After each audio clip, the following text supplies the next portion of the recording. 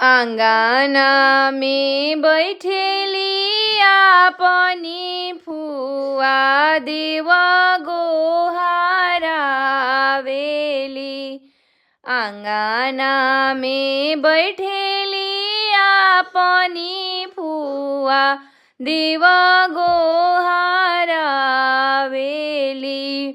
कि जनी देवयर जहूँ गरी जहूँ जानी रे देव बरी सहूँ।